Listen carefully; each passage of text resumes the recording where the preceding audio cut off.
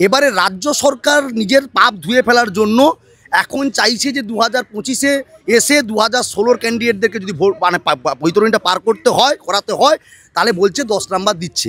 আমরা তো ওই 10 নাম্বার চাইনি। আমরা চেয়েছিলাম কি, আমরা চেয়েছিলাম যে আমাদের 2016 প্যানেলকে আলাদা করা হোক, আলাদা করে আমাদের চাকরিটাকে সুনিশ্চিত করা হোক।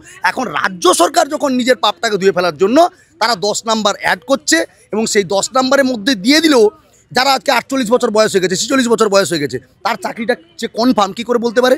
সেও তো নাও পেতে পারে। তাহলে তিনি কি আজকের দিনে পরীক্ষাটায় পাস করতে পারলেন না, তার মানে তিনি অযোগ্য না? কারণ আজকের যদি দেখেন যে সচিন তেন্ডুলকরকে যদি এখন বলা হয় পার্থে বা সিডনিতে বা মেলবোর্নে গিয়ে এখন সচিনকে বলা হয় যে একটা টেস্টে তুমি সেঞ্চুরি করো, পারবে সচিন তেন্ডুলকর? তার মানে কি সচিন তেন্ডুলকর অযোগ্য?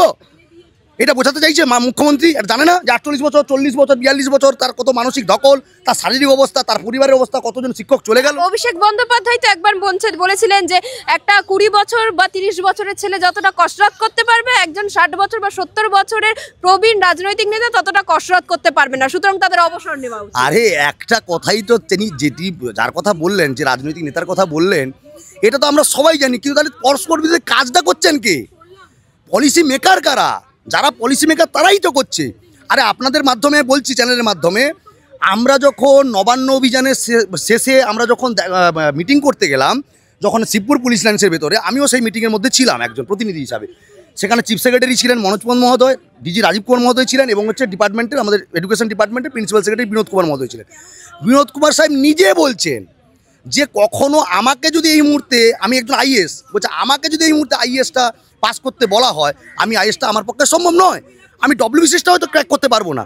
তাহলে একটা কম্পিটিটিভ এক্সাম, তাকে 3 বছর গ্র্যাজুয়েশন, 2 বছর মাস্টার ডিগ্রি, 2 বছর বিএড বা 1 বছর বিএড, তারপরেই অপদার্থ সরকারের আমলে এসএসসি তো বুঝতে পেরেছেন যে দুর্গাপূজা নাকি যে বছরে বছরে করতে হবে। মহান একজন শিক্ষামন্ত্রী উক্তি ছিল আমাদের, সত্যি ভাগ্যগুণে আমরা শিক্ষামন্ত্রীগুলো পেয়েছি আর কি।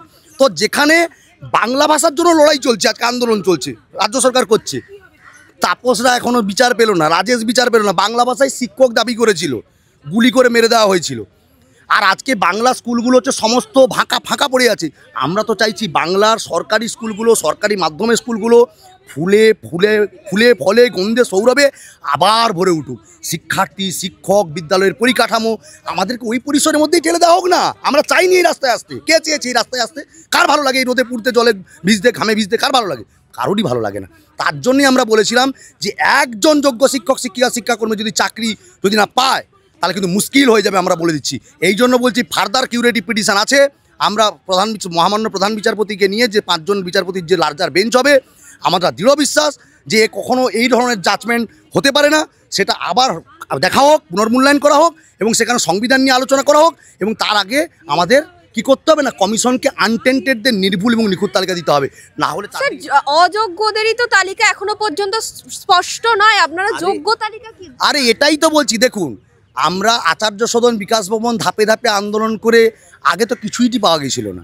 তারা বলছিল ধরাকে সহায়ন করছিল না, যে আমরাই মনে হয় সরকার, মানে আমরা সমস্ত কিছু। কিন্তু ভারতবর্ষের মতো গণতান্ত্রিক দেশে কেউ সুপ্রিম পাওয়ারে নেই, এটা মাথায় রাখবেন। জুডিশিয়ারিও কিন্তু সুপ্রিম পাওয়ার নয়, সুপ্রিম কোর্ট কিন্তু সুপ্রিম পাওয়ার নয়, লোকসভাও কিন্তু সুপ্রিম পাওয়ার নয়, রাজ্যসভাও সুপ্রিম পাওয়ার নয়, রাজ্যের আইনসভার, বিধানসভা সুপ্রিম পাওয়ার নয়, কেউ সুপ্রিম পাওয়ারে নেই। তার জন্য আমরা বলছি যে টেন্টের তালিকা অসম্পূর্ণ হলেও এসেছে। মানে আমরা অসম্পূর্ণ এই কারণে বলছি, গ্রুপ সি গ্রুপ ডির এখনও টেন্টের তালিকা আসেনি। আমরা এই জন্য বলছি যে গ্রুপ সি গ্রুপ ডির মধ্যে কোনো টেন্টেড ক্যান্ডিডেট, তারা যে পরীক্ষা দেয়নি তার কি মানে আছে? মাস্টার ডিগ্রি বিএড তাদের কি থাকতে পারে না? থাকতে পারে। তারা যে এখানে পরীক্ষা দেয়নি তার কি মানে আছে? তাহলে ওই যে পরীক্ষাটা যদি দিয়ে থাকে, তাহলে যে কারণেই প্যানেলটাকে ধ্বংস করে দেওয়া হলো 2016 যে টেন্টেডের মধ্যে ঢুকে গেছিলো, তাহলে 2025 সালে প্যানেলটাও যাবে। আজ থেকে 3 বছর 4 বছর পর তাহলে আমাকে 5 বছর পর আবার পরীক্ষায় বসবো। তাহলে এরকম 5 বছর ছাড়া আমরা পরীক্ষা দিয়ে আমরা চাকরিটাকে 60 বছর পর্যন্ত নিশ্চয়ই জায়গায় নিয়ে যাবো না। এটা হতে পারে না, আমরা বলছি এটা হতে পারে না। তার জন্য বলছি অবিলম্বে আনটেন্টেডদের লিস্ট প্রকাশ করুক কমিশন, তার ওয়েবসাইটে প্রকাশ করুক, জনতার দরবারে নিয়ে আসুক। আমরা একথাও চেয়ারম্যানের 1 সেপ্টেম্বর যে আমি সেই বৈঠকে ছিলাম, সেখানে আমরা কিন্তু বলেছিলাম যে আমরা অন্তত সামাজিকভাবে আমাদের ছাত্রছাত্রীরা, শিক্ষার্থীরা জানুক যে আমরা কিন্তু আনটেন্টেড ছিলাম। আর যদি মনে হয়, আর আমাদের মহামান্য সুপ্রিম কোর্টের কাছে, আইনসভার বিচার ব্যবস্থার কাছে আমরা এটুকু দাবি করছি যে যদি সিবিআই দ্বারা তদন্তে আপনারা খুশি না হন বা সিবিআই যদি না পারে, তাহলে আন্তর্জাতিক কোনো সংস্থাকে নিয়েও তদন্ত করাতে পারেন, আমাদের তাতে কোনো আপত্তি নেই, হোক। কিন্তু আমরা যারা সসম্মানে চাকরিটা করছিলাম বিদ্যালয়, আমাদেরকে বিদ্যালয়ে পুনর্বহাল করার ব্যবস্থা করুন। 2016 SLST 1-এ একজন চাকরি করতে পারে না। কারণ একটা পোস্টের এখনও পর্যন্ত দেখাতে পারবেন না একটা সিটের জন্য কখনো নোটিফিকেশান হয়নি। তাহলে 2016-তে যে ভ্যাকেন্সির উপর নোটিফিকেশান হয়েছিল, যতজন চাকরি হয়েছিল, সেই চাকরিগুলো যোগ্যদের ফিরিয়ে দেওয়া হোক। না না, আপনি মুখ্যমন্ত্রী শিক্ষক দিবসের দিন যে কথা বলেছে যে 2-3 মাসের মধ্যে নিয়োগ সম্ভব হয়ে যাবে, পরপর এতগুলো জোট প্রথমত, আর তারপর আজকে নতুন যারা পরীক্ষা দিলেন তারাও রাস্তায় নামবে, রাজ্য সরকারের পক্ষে সম্ভব এতগুলো জোট কাটিয়ে আপনাদের স্কুলে ফেরানো? আরে একটা জিনিস বলতে হবে, যিনি বলছেন মেদিনীপুর থেকে বলছেন 2 মিনিটে আমি সলভ করে দেবো আমরা যখন আন্দোলন করি, আবার সেদিন বললেন যে 2 মাসের মধ্যে নিয়োগ করে দেবেন। 10 বছরে কেন নিয়োগটা হলো না এটা বলুক না। 2016 সালে পরীক্ষাটা হয়েছিল, প্রায় 10 বছর, মানে 2026-এ 10 বছর। তাহলে 10 বছর ধরে বাংলার যে স্কুলগুলো, সেই স্কুলগুলো থেকে টিচাররা কি চলে যায়নি, সরে গেছে তো? তাহলে রিটায়ার হয়ে গেছে তো? তাহলে সেই সব জায়গাগুলো টিচার আসেনি কেন? তাহলে এই যে স্কুলগুলোতে যে আজকে বাংলার যে সরকারি স্কুল, সরকার পোষিত স্কুলগুলো থেকে একটা সময় শুধু ডাক্তার, ইঞ্জিনিয়ার, অধ্যাপক, কি সাংবাদিক বা বিভিন্ন প্রফেশনের যে মানুষ, তারা তো ওই বিদ্যালয়গুলো থেকে উঠে এসেছিল। তখন তো এত প্রাইভেট স্কুল ছিল না। তা তখন দিনে কি পড়াশোনা হয়নি না? সেখান থেকে ডাক্তার হয়ে তার কাছে আজকে চিকিৎসা করাতে যাচ্ছে না। তাহলে সরকারি স্কুলগুলোতে কিন্তু মেধা উৎকর্ষতার ভিত্তিতে শিক্ষকদের পাঠানো হতো বলেই বাংলার শিক্ষা ব্যবস্থা ভেঙে পড়েনি। এবং এটাও দেখবেন শুধুমাত্র বাংলায় নয়, বাংলার বাইরেও বাংলার মেধাকে কদর দেওয়া হয়। এটা ভারতবর্ষের আপনি যে কোনো স্টেটে গিয়ে দেখবেন বাংলার মেধাকে কদর দেওয়া হয়, কারণ বাংলার মেধা সব জায়গায় বসে আছে। আপনি ভারতবর্ষের বাইরে আপনি বড় বড় জায়গায় যান, আপনি ইউএসের মতো দেশে যান না, সেখানে বড় বড় ইনস্টিটিউটে গিয়ে দেখবেন সমস্ত হচ্ছে ভারতের প্রোডাক্ট হচ্ছে বসে আছে, বাংলার প্রোডাক্ট বসে আছে। তা সেই জায়গায় দাঁড়িয়ে আমরা বলছি বাংলার শিক্ষা ব্যবস্থার হাল ফেরাতে হবে, শিক্ষা ব্যবস্থার পুনরুদ্ধার করতে হবে, যোগ্য শিক্ষকদের, তার মর্যাদা সম্পন্ন শিক্ষকদেরকে আবার বিদ্যালয়ে ফিরিয়ে দিতে হবে।